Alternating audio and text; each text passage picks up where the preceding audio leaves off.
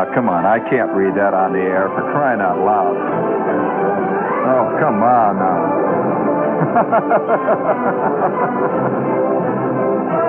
Listen, if I read that on the air, I would say 17 blocks of McDougal Street would go up in flames.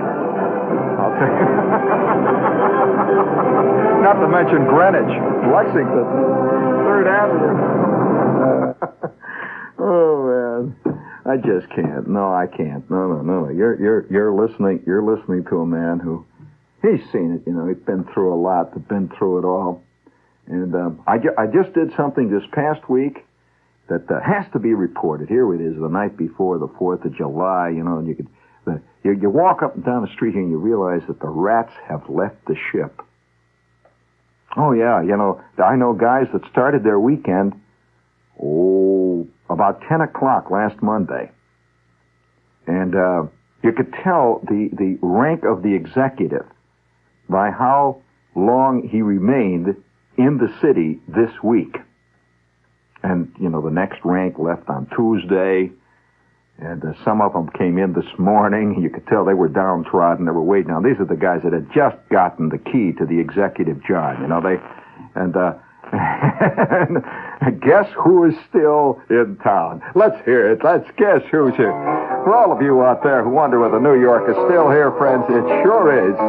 And by the way, interesting thing, for any of you employees of WOR who may be out there tonight listening, which would be highly unlikely, but you may have some friends, and you call your friends who do work here at WOR. I noticed a very interesting thing when I was coming into my office here half an hour or so ago. There was a couple of guys, they looked like some kind of workmen or something, had a lot of tools, and they were going up and down the 20th floor, and I'll be doggone, they were changing locks on the doors. I wonder why they were doing that, you know, and I couldn't get anything out of them, but...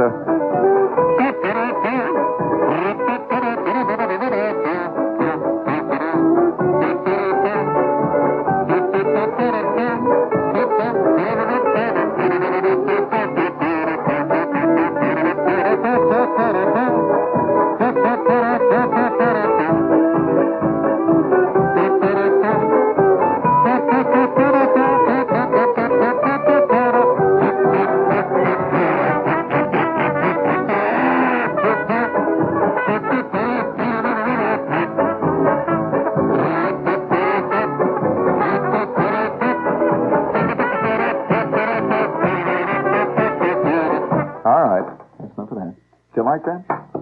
Oh, you know, after the rats are out, we can play around here. While we're on the subject, I cannot read that on the air. I just cannot. No, I cannot. I'm sorry. I have a news note here from Yemen. You know where Yemen is? It's over there in the Middle East. And I just can't read it on the air. It's a great news note. Came in on Associated Press here. It's an official news note. It's I just better not, though. Just the kind of stuff that you do not hear on Lester Smith's newscast. No. And I'd love to hear. Can you imagine? I won't mention your name. It's okay. It's all right, Bruce. I won't mention your name. You know, hey, Bruce. You know, can you imagine? One of these evenings, the announcer comes on and says, "And now the human side of the news with Lyle Van," and he leads with this. You know, and then plays the hymn. Paraphrase it as only I can. There is no way to paraphrase this. And look, I want to tell you, the more I would paraphrase this, the more obscene it would get. There are certain things, you know, that you either say it or you don't, and if you don't say it, it gets worse than if you say it. I can get another job? That's quite true. This is a great news. You know, I'll tell you one of the great things about hanging around a newsroom, working in a radio station. And I just feel tonight, you know, it's the night before the 4th of July, and just play around, see. And I have this news note here about some fantastic event that happened in Yemen. Now, it's not the kind of thing that's going to be making big headlines anywhere, I can assure you, except in Yemen. and in certain underground newspapers that I know that are published here in Greenwich Village. But nevertheless, this is one of the beauties of working in a place where you get access to all the news. All the news. I mean, I'm not talking about the news that's fit to print. I'm talking about the news. And so, incidentally, when is the New York Times going to do away with that slogan, all the news that's fit to print? That is an awfully egotistical slogan. And find yourself, can you imagine you finding yourself in a news event, and then you want to read about it the next day in the Times, and you discover that the event you were in was not fit to print? I mean, I don't mind if they said all the important news or the unimportant, but fit to print, that, makes it sound, that's kind of, I don't want to get into that, but nevertheless, I have this news note. I keep thinking, gee, no wonder all newsmen. I've never known one newsman that did not have a kind of, well, I've seen it all, and it's nothing. Look in the eye. You know that look that David Brinkley has in the eye? I mean, you just can't see David Brinkley getting all excited because he and the family are going to go down to the Dairy Queen and get some, get a couple of ice cream cones with sprinkles on it. You just can't see him going ape over that. And it's even harder to see Chet getting excited over that. Or Walter Cronkite. Why? They've stood too close to the INS APUP machines too long, and they've seen too much. And it just keeps coming out, those long rolls of paper. It's a little scary, It just keeps coming out and out and out. And it's never end. It's an endless roll. For those of you who don't know how it works, it's an endless roll. And it just keeps going, ding, ding, ding, ding, on and on and on. And you just say, when is it going to stop? It's never going to stop. Endlessly, endlessly. In fact, you get hooked on it. After a while, you on the one hand, you don't want to look at the machine. On the other hand, you find yourself unable to not look at it. And I know I have a friend. For those of you out there who are interested in the exotic, and then who isn't interested in the exotic? I have a friend who's a total electronic cuckoo. And at the same, a complete cuckoo. Now, I'm not talking about the kind of guy who thinks he's an electronic cuckoo when he goes and buys a Heath kit of a 2-watt amplifier, and it takes him 7 weeks to build it, and when he finally does it, electrocutes his kid and ionizes the kitchen table when he plugs it in. I'm talking about a real genuine gold-plated electronic cuckoo. This guy, he's an ape. In fact, he was the first guy I ever knew who built his own television camera. He just, heard about these TV cameras, so he got all involved, and he built a TV camera. Now, what did he do with it? Well, he put the TV camera up on the roof of his building. He lives, I'm serious, he lives there on the west side, and so he put this camera up on top of his building. And whenever he feels like it, he plugs it in, hooks it all up, and he sits in his living room and watches the street down below on his TV set. He just sits and watches it. And I said, well, Jerry, what are you looking at the street for? He said, I don't know. Somehow it looks like Naked City, as long as it's there. And I says, well, why don't we just go out on the terrace and look at the street? It's in color out there, Jerry. He says, it's nothing when you go out and look at it. And here we were, all grown-up people, we're all sitting in his living room, drinking martinis, and looking at his 24-inch television set, which has got nothing on it except his street down in front, and they were looking at. And we sat and looked at it for hours. People walked by, and we'd say, oh, look at that one. Look at that one coming.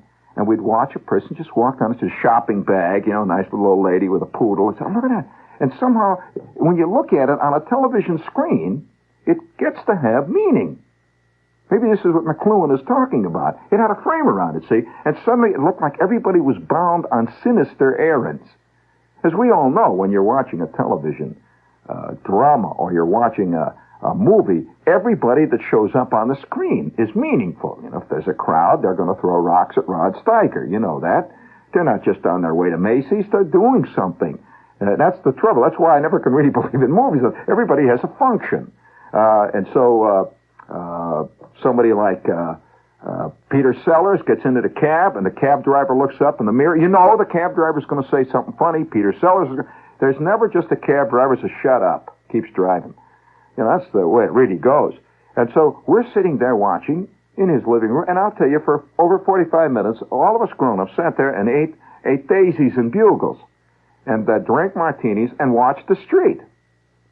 It got pretty good after a while. You know, after a while, the traffic started to pick up, and there were little brief moments. And the only thing that I missed were the commercials, because the commercials really give a kind of a frame, a little pizzazz to life, yeah. I think a lot of you guys would feel better if you all had a sponsor. I think a lot of people, the trouble with most of the people I know is they're sustaining, you know? I don't like sustaining people out there. We got a sponsor. Hit the button there, Herb. I just want to tell you, we got a sponsor. Hey, see, you're sustaining. You're nothing one of those. Hey, sing it out, man. On the go. Always seems they all know, man. Yes, sir. Miller makes it right. That makes it right there. Miller makes it right. Right down the hatch. Hearty, robust, deep down good. I said robust. Like others wish they could. Wow, wow, wow, wow. Woohoo. Miller makes it right. Right. Miller makes it Oh, they make it right. Distinctive, hearty, and is always loud deep down here. good. Deep Miller down. High Life is brewed in that great tradition where quality comes first. This is beautiful, Next time, right? ask for Miller. Taste the reason people everywhere are saying Miller makes it right. Not a dry in the house. Just people beautiful. on the go. On the go. More than ever seem to Oh, they know. Miller makes it right. Right. Hello, Miller baby. makes it right. Yes, sir. Ba-doodle-ba-doo. Miller Brewing Company, Milwaukee, Wisconsin. Wise guy. Oh, listen, I have a terrible thing here. It says, I think I shall never hear a poem lovelier than beer. The brew that Joe's Bar has on tap with golden base and snowy cap. The foamy stuff I drink all day until my memory melts away. Poems are made by fools, I fear, but only Miller can make a beer. The crummy kid sent that. That's terrible. Even the Miller ad agency wouldn't try that one. But you know, I'm telling you, I had this cuckoo. I got to finish this a little bit.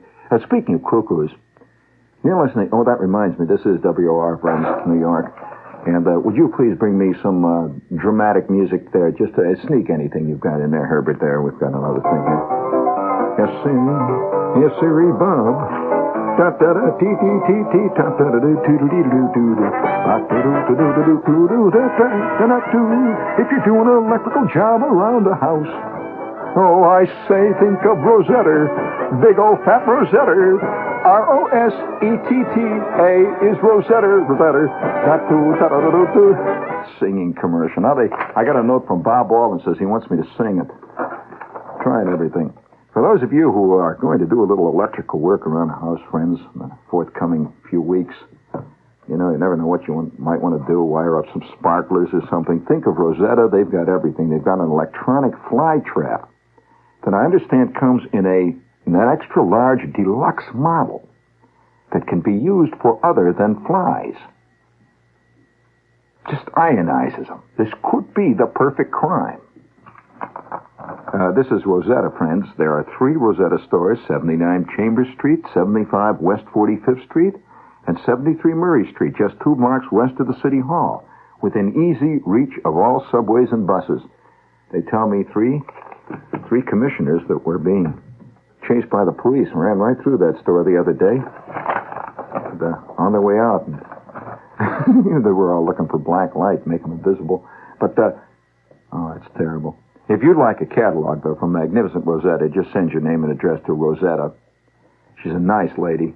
Just send your name and address to Rosetta, and they'll send her this beautiful catalog. You must be over 21, however. And it does come in plain sealed wrapper. And the code is Rosetta, and it's free. You send your name and address here to WOR. And, you know, I must get on with this electronic... Oh, yeah, I was going to say something here before I went any further. You're listening to a man who's had a unique experience. And I'm kind of proud of it. I am probably the only person... I have never heard of anybody else who did it. I don't want to make any general statement, but I am probably the only person who did this particular thing within recent memory in this country. A unique thing. All right, I'll ask you. Did you ever hear of anybody? Do you know of anybody? Have you ever heard of anybody who played a kazoo at his friend's wedding. I'm serious. I'm not kidding you. I played a kazoo at a very fancy wedding. This friend of mine had a wedding, and by popular demand, if not by outright angry insistence, I'm not kidding, I played the kazoo at his wedding. And it's kind of touching. You know, do you want to hear how it sounds? How I played? For one thing, you know, they're standing up there, and it was very romantic. They had this tree, the spreading. It was an outdoor wedding, you know, tree, and the mothers were standing around with little nosegays, little posies, and the flower girls were running around. And I don't have the kazoo that I use on formal occasions here with me tonight. I have this black kazoo, which I use on formal occasions. Has a silver mouthpiece on it. It's a famous Luigi Fiasco model, which is one of the rare, better Italian kazoos, and it's an electronic kazoo. But I will show you what, among other things, I played. I'm serious. I played at this wedding. Somebody called in. Yeah, he knew a guy that played a kazoo. Of course, there's always a kid. No. I played a kazoo at a wedding, and among other things,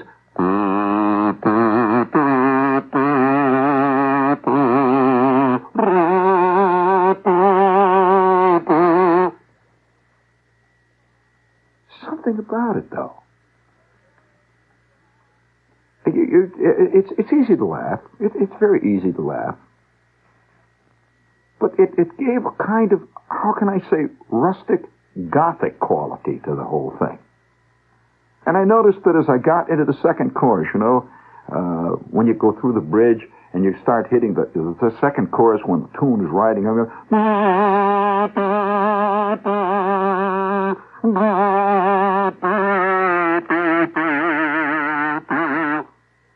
life with its sadness, life with its tears.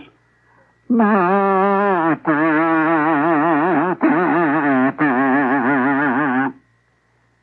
was not a little old lady in the assemblage with a dry eye.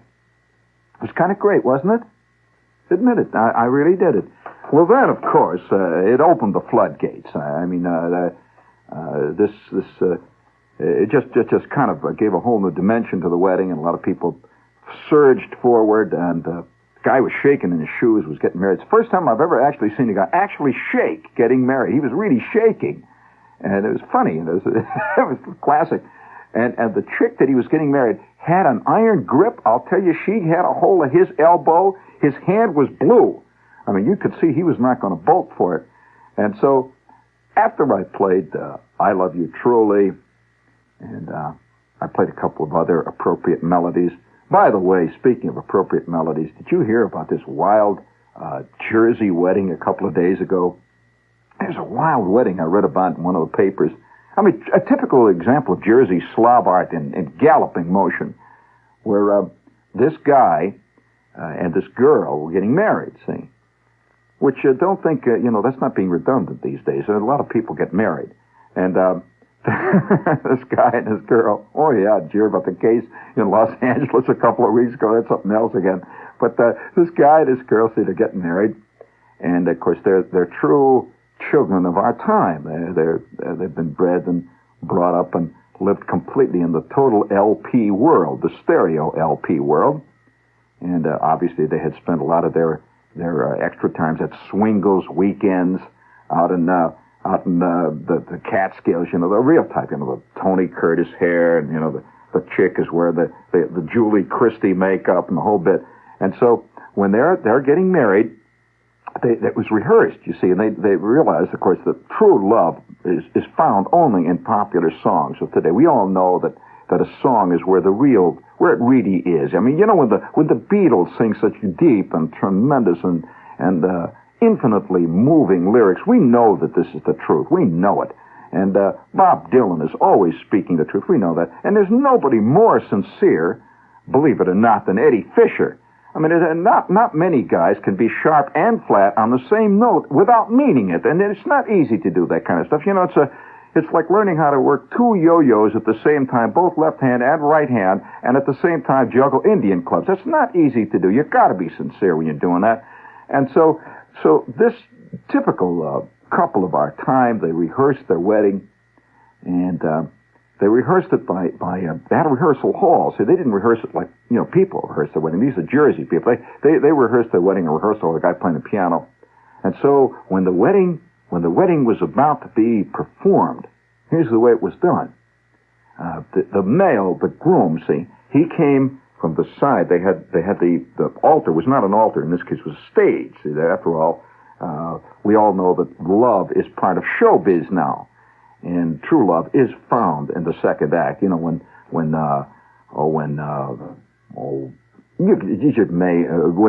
Geraldine Page runs across the stage and flies into Ben Gazzara's arms. We know this is love. There's no doubt about it. That's real love. The stuff that ordinary people have is just, this is kind of wrestling. But this is real love. This stuff that happened on the stage. And so they had a stage set up. Did you hear about this? It was in one of the papers. And so they darkened the house lights. And suddenly, from off stage, with an echo chamber. Can you give me a little echo chamber in there, Herbert? Off stage, in the echo chamber, you can't. Oh, shucks.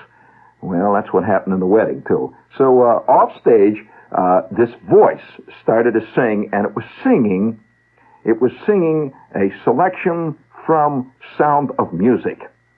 And it was the groom. And he was singing something like, I love you, I love you. And they had an echo chamber. And instead of a minister, they had a guy who plays the, you know what the Wurlitzer sideman is? You don't know what the Wurlitzer sideman is? Well, have you ever been in little bars where they can only afford a piano player or a guy that plays a flute? Well, you can buy a Wurlitzer sideman now. It's a little instrument. You plug it in, and it plays the drums, and it plays the bass, and everything else. You can set it up, do anything. Well, here they are. They did a complete musical where the guy comes out on the stage, and he sings to this girl. And the girl comes across the stage. You know how they always do the big duet, the love duet in all musicals? And she sings, people, oh, people who need people. You know, that Barbara Streisand bit, and she's singing this, people are the wonderful people in the world. People. Because there's a whole Barbara syndrome, Barbara Streisand syndrome that's going with this crowd. So, I love people. And the audience burst into applause when the guy put the ring on this chick's finger. And down came the curtain. Had a curtain in the church. And the two were married. I like that. Well, we're living in difficult times, and any way a person can make it easier. I'm not, everybody should do his thing, whatever his thing is. I'm not going to read that piece from Yemen. I'm sorry. That ain't my thing. I just won't do it. But I want to tell you more about my boo yourself. I want to tell you about my cuckoo, my electronic cuckoo friend. We got on the subject of news machines. Well, here he's got his TV set now. See, he sits there and watches his TV set, and which he has wired up. And then he put another camera on the other side so he could watch the side street. See, now he can switch from one camera to the other. Now he's got two streets, and that took him about a year to build. And after a year to build, now he sits and watches both streets. And then one day, going through a surplus radio junk shop, he came across another doozy. It was a surplus teletype machine. Well, I don't have to tell you what this guy did next. He took a closet in his house and threw out all clothes. And he took down all the clothes hooks, and he began to build himself this gigantic, worldwide teletype news system. I'm serious.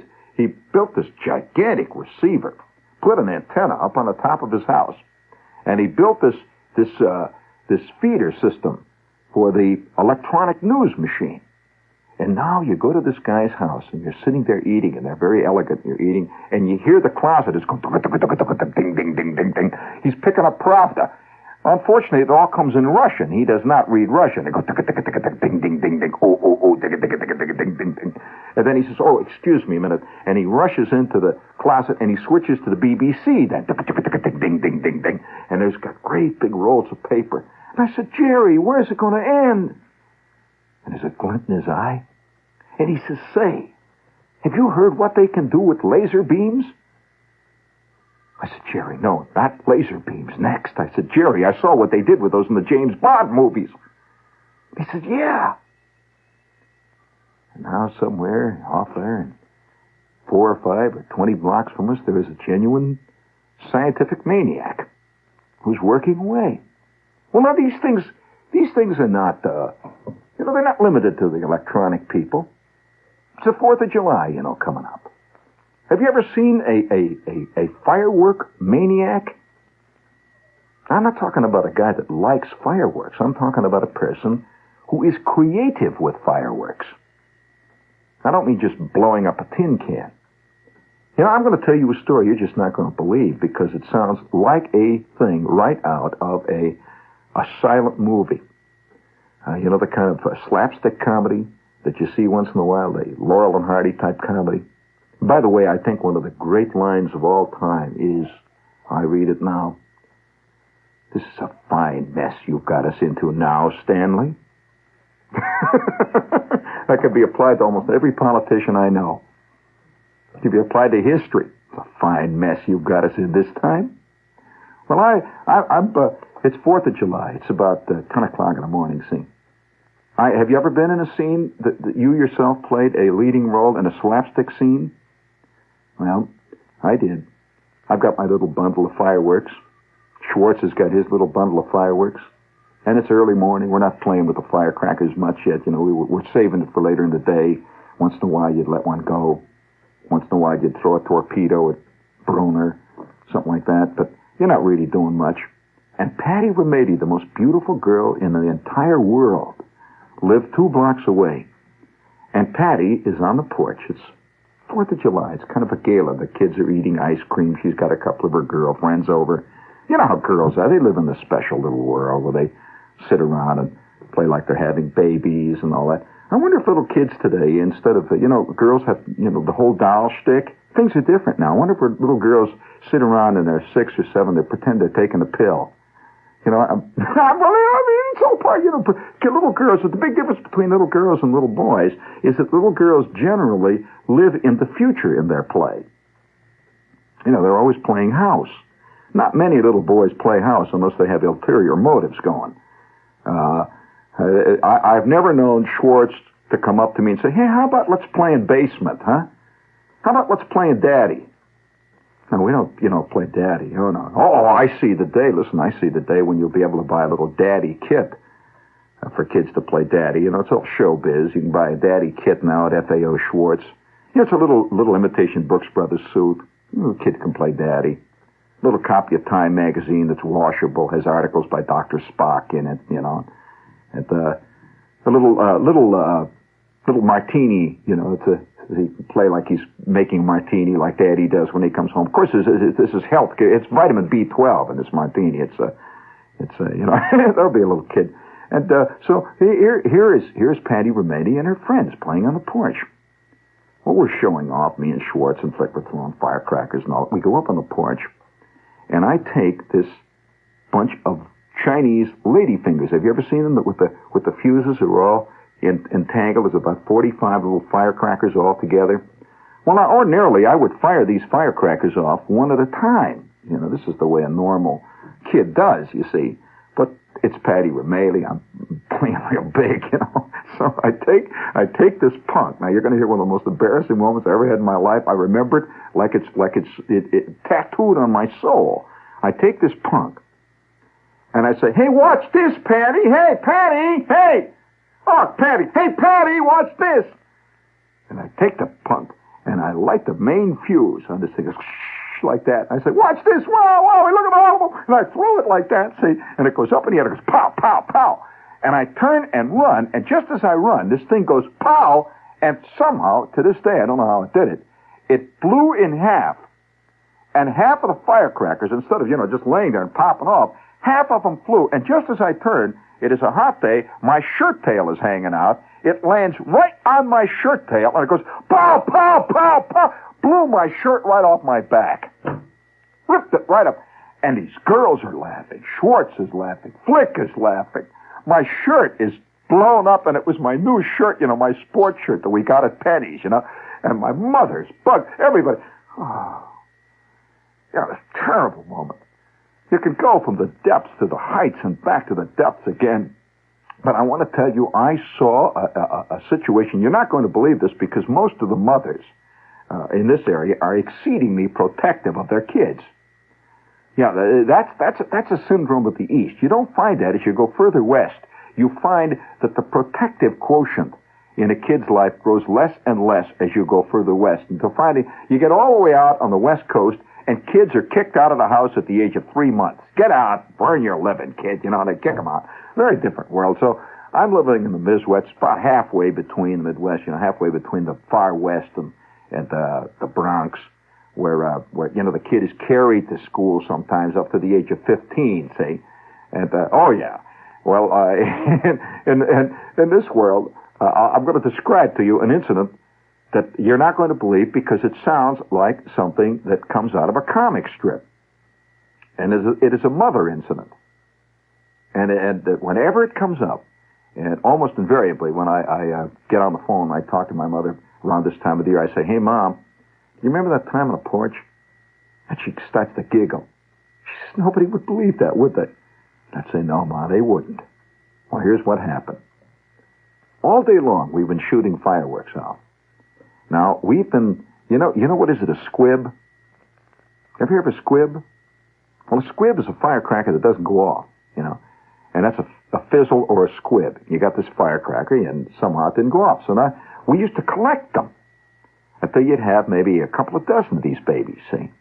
In which case, you would take these and you would break them open, the little bit, and you would light it and it would go whoosh, the powder would go up, and if it was white powder, it would make a little silver sparkly thing. If it was black powder, it would make a little red flame go whoosh, like that, okay? Well, we're playing around and shooting off our little firecrackers all day. My mother is sitting on the swing. Now, I have it's a mother, a real mother type. She makes, a genuine standard mother who makes potato salad and every 15 minutes keeps saying, "Be careful now. You're going to burn yourself." Or another variation, "Be careful now, you'll get it in your eye. Now watch out." All day long she's saying this. Until finally you don't hear it. It's just like rote. It's like slamming of the screen door. It's like crickets or something. You don't listen to this. And so all the while, Flick and me and Schwartz and Bruner, my kid brother, were shooting off our little things out in the yard and running around and blowing up cans and blowing up Bruner's dog Zero and all that. Oh, he loved it. Oh, he liked it. Yeah, it was the only time he actually woke up, it was around the 4th. And so we were having our fun. And my mother's not saying much. And now she is down among the bushes. And she's doing what mothers do when they're playing around with their little rose bushes and stuff. She's pulling up weeds and stuff, messing around. And then all of a sudden, she's back up on the porch now. She says, "Oh, say, kids, you want to see something?" We all look. My mother is up on the porch now, and she's got this funny smile on her face. She's going to do something. So I said, "What?" She said, "Well, come on up on the porch and watch. I'm going to do something." So Bruner says, "Okay." And so we troop up on the steps, and here's my mother now on the top step. Got it? She has been walking around the yard collecting squibs. My mother. And she has taken the squibs, and she has very carefully broken each one in half. And she has emptied it out on the steps. She's got about 30 firecrackers. She's emptied the goo out of them, the powder, in a little pile. Now she's got a pile. Looks like a little anthill, see, a little silver and black anthill. She says, "Now I'm going to show you what we used to do when we were kids." You never think of your mother doing any of this stuff when she was a kid, She says, I'm going to show you what I did when I was a kid. And so with that, she opens up her purse, and she's looking for something. She's going through the purse, and her handkerchiefs are flying out, and powder puffs, and little pins, and junk like that. And she says, "Now, where is that?" She's looking, and the 4 of us are watching, and we're standing in about a 4-foot circle away watching the scene. It was a silent scene. My old man now, he comes out of the house, see, and he slams the screen door. He says, "What's going on?" My mother says, "I'm going to show them what I used to do when I was a girl." She says, "What? What'd you do?" She says, "Well, now you watch." She's looking through her purse. And then she says, oh, here it is. She finds her little package of matches. My mother didn't smoke, and she always kept these little package of matches in case, she needed them. And she found them. They're battered. She says, now watch. The match lights. She says, now here's what we used to do when I was a kid. She bends over, takes the match, drops it in the pile of powder. There is a momentary pause, and it goes boom, pow. My mother stood up and had no eyebrows. Completely gone. She blew 2 of the curlers out of her hair all the way across the street into Stryker's lawn. You never saw anything like it. I'll tell you, it burnt the petrified egg right off the front of her chenille bathrobe. No eyebrows. And she stood for a minute, and all of us were stunned. There's a blue flash. They were still staggering around in the smoke. And the old man says, what the hell? Is that what you did when you were a kid? What kind of an example is that?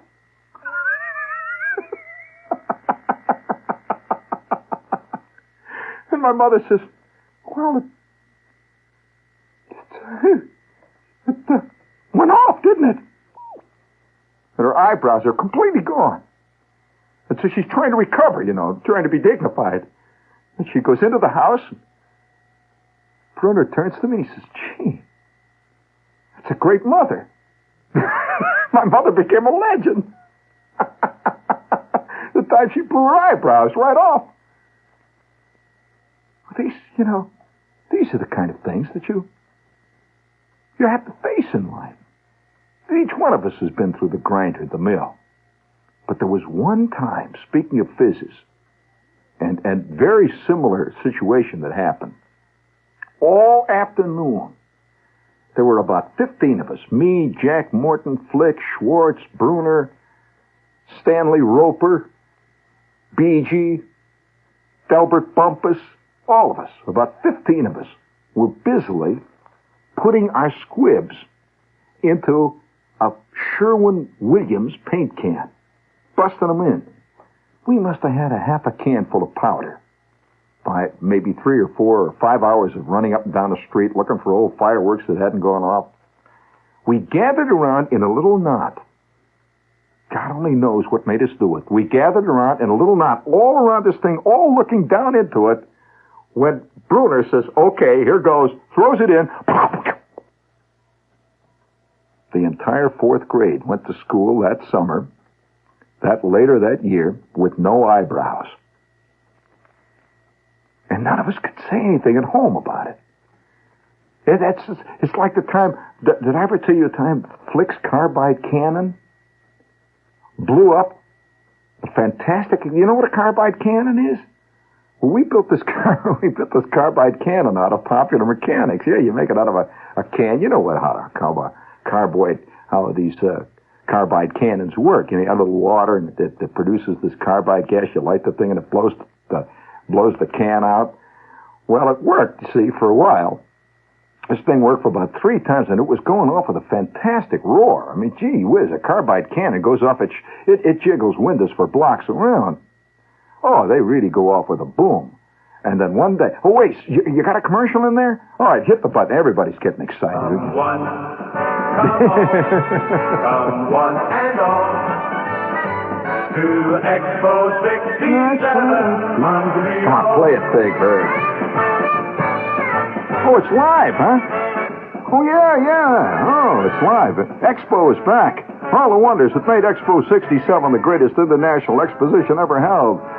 Back on the same site in Montreal and is now wide open. This year it's called Man and His World.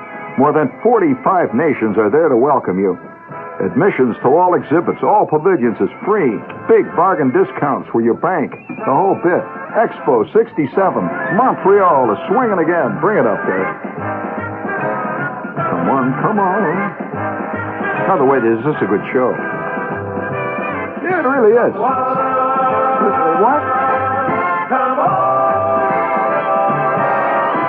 I am not going to read what happened in Yemen. I will not read what happened in Yemen. I refuse to have. I'm just not going to do it. Oh, man. Listen, I could tell you what happened. Oh, yeah. Speaking of happenings in Yemen, did I tell you a couple of years ago the time that I went to did you know, maybe a lot of you WOR people are not aware of the fact that one time WOR had a 4th of July company picnic. Did you know that? Did you hear about it? They don't talk much about it around here anymore, do they? Well, for good reason. If you know what happened. I mean, if you think that the only things that blow up at firework company picnics are fireworks, you should have seen some of the blow-ups that happened that day. But nevertheless, this is the time of year people get the itch, they walk around and, I'll tell you, there's more action in the air than you'd care to shake a stick at. In fact, about 15 minutes ago, just before the show, I'm walking along 42nd Street, and this is like a giant cake of yeast. And the great thing about New York in the summertime is it isn't so much that New York is a summer festival. I don't think that's true. I mean, depending on how you call festival, there's an orgiastic quality to New York in the summertime. You call that a festival. But New York is more of a kind of a summer fist fight, Now, I'm walking along 42nd Street, and I've noticed that all the natives have moved out of 42nd Street for the weekend. And they've moved in a new supply. All the tourists are down. They're walking around looking, trying to see what the real New York is. And actually, the real New York is on its way to Vermont right now, trailing smoke and with plans. Speaking of trailing smoke, did you hear about this guy the other day? It was this judge. And somebody came in and said, "Say, Judge, have you looked at that plant that's growing outside of the court here? It's growing right outside of the... It was a court. And outside the window was a big plant growing up." And the judge says, "Yes, this is a true story. It happened up here in Connecticut."